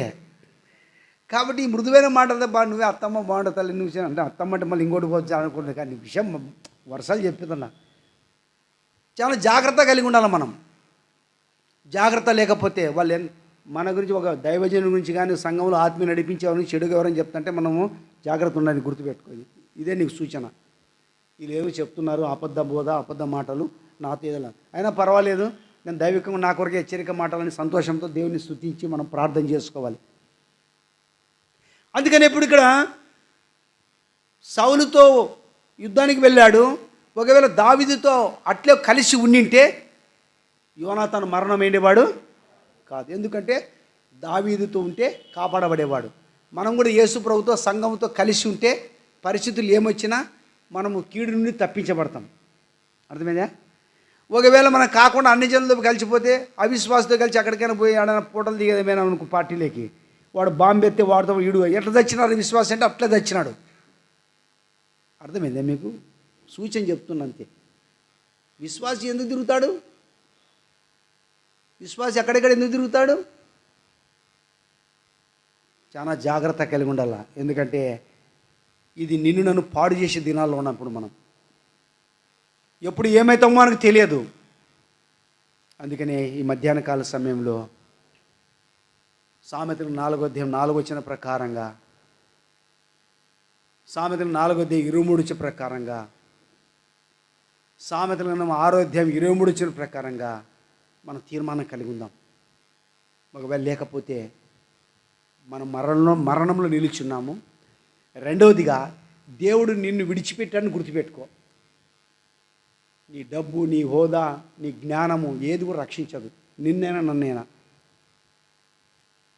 అయితే మధ్యాహ్న కాల సమయంలో ప్రభు దగ్గర క్షమాపణ పొంది తీర్మానం కలిగి, ప్రభువా లెక్కలేని మార్లు పాడవార్తం లేని లెక్క లేని మార్లు చెడిపోతుంది. ఎప్పుడు విని విని ఎరిగి ఎరిగి నేను మళ్ళీ ఆ పాట కూడా పాడతాం. పాట పాడతామే కానీ సరి చేసుకోలేకపోతున్నాం. ఇప్పుడు సరి చేసుకునే సమయం. ఎప్పుడు ఏమైతే తెలియదు. నీవేనా నేనా ప్రభువా, నీ వాక్యం సత్యం. అయితే నా క్షేమం కొరకే మీరు ఇచ్చిన మాటలకే స్తోత్రాలు. నా ఆత్మీయతలు వెలిగింపచేసే ప్రభునికి స్తోత్రాలు. నేను ఆత్మీయం కట్టబడినట్టు నాకు సహాయం చేయి. నన్ను బలపరచు ప్రభువా. సంఘ క్షేమం కొరకు సిద్ధపరచు ప్రభువా. నన్ను సిద్ధపరచుకుంటూ, నా కుటుంబాన్ని సిద్ధపరచుకుంటూ, ఇతరుల క్షేమం కొరకు సిద్ధపాడు కొరకు నన్ను సిద్ధపరచు ప్రభు. పనులు ఎన్నో ఉండవచ్చు, సత్యంతవరకు పనులే. ప్రతి ఒక్కరికి పని ఉంటుంది. పనులు ఎన్నో ఎవరు ఉండారో చెప్పండి. అది చీమలు పని చేయవా? అందుకే సోమరి ఏం చేయాలంట? జ్ఞానం తెచ్చుకోమల్లా అంతే. చీమలు పని చేస్తున్నాయి. ప్రతి మంచి పని చేయాల్సిందే. పని చేయకున్నాడు ఏముండాలంట? ఉందే లేదా ఆ మాట? దేశంలోని పత్రికలు అనుకుంటా కదా. పని చేయనివాడు మేము చెప్పిన వాక్య ప్రకారము ఆ మాట చదువుకుని ప్రాణం చేసుకుని చూడండి. దేశంలోని రాసిన పత్రిక అదే చదువుదాం. చదువు అమ్మ, గట్టి చదువు. ఆ, ఆ, ఆ. కాబట్టి ఇక్కడ మనం జ్ఞాపం చేసుకోవాలా, ఎవడైనను పని చేయనున్నడలా వాడు భోజనము చేయకూడదు. అందుకనే తన పొలమును బాగుగా సేద్యపరచువాడు కడుపు నిండా భోజనము. మరి దేవుడు మనకిచ్చినటువంటి సంఘం ఇది పొలం. దేవుని పని ఎంత నమ్మకంగా చేస్తాం, దేవుడు అంత తృప్తినిస్తాడు. నిజంగా పొలమును సేద్యపరిచేవాడు కష్టపడి మరి దానివల్ల కడుపు నిండా భోజనం తింటాడు. కాబట్టి దేవుడు మనకి ఇచ్చి కూడా మనం దాన్ని విడిచిపెట్టి ఇంకో దానికి దేవుడు ఏ పని నియమిస్తే ఆ పని చాలా. దేవుడు చేయమంటే చాలా తెలియదు. ఒకవేళ అట్లా లేకుండా దేవునికి వ్యతిరేకమైన ఉన్నావా నువ్వు పరీక్షించుకో. దేని వ్యతిరేకంగా నువ్వు ఏమైనా చేస్తున్నామా పరీక్షించుకుందాం. ఎక్కడ దేవుని ఆజ్ఞ నుంచి పెట్టి తిరుగుతున్నామా పరీక్షించుకుందాం. దేవుడు నీ ద్వారా నా ద్వారా ఏం కోరాడు అది పరీక్షించుకుందాం. దేవుడు నిన్ను యోగ్యులుగా ఎంచాడా యోగ్యురాలుగా ఎంచాడా పరీక్షించుకుందాం. ఎందుకంటే దేవుడు తన పనిని చేయించుకోవడానికి కొరకే యోగ్యులుగా, పౌలు అంటాడు, మేము యోగ్యులమని ఎంచి నమ్మకమైన వారిగా అని ఈ పని నియమించాడు. ఒకవేళ అట్లా లేకపోతే మౌనంగా ఉండడం మేలు. మౌనంగా ఉండడమే మేలు. వాక్యమని దైవికంగా ఉండడమే మేలు. పరీక్షించుకుందాం. దేవుడు ఏమని సెలవిస్తున్నాడు, ఏం మాట్లాడినాడు, హెచ్చరిక తీసుకుందాం. దేవునింటి కొరకై రోషం పట్టుదల కలిగి సంఘక్షేమకం నిలబడదాం. ఆత్మల కొరకే భారం కలిగి ఉందాం. వారం కూడికలో నమ్మకంగా ప్రభు కొరకై ప్రభు సన్నిధిలో సంఘక్షేమం ఇతర క్షేమం కొరకే మనము మన వంతు ఏదో మనం నెరవేర్చినట్టుగా సిద్ధపడదాం. ఎందుకంటే ఇది ఆషామాషిగా తీసుకోవద్దు. నీవైనా నేనైనా తీర్మానం కలిగి ఉందాం.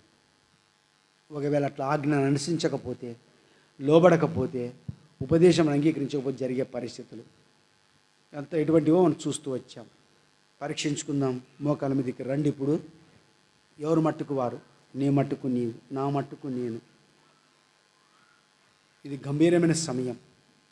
దేవుడు మన కొరకై అనేక సంగతులు మాట్లాడుతూ వచ్చాడు.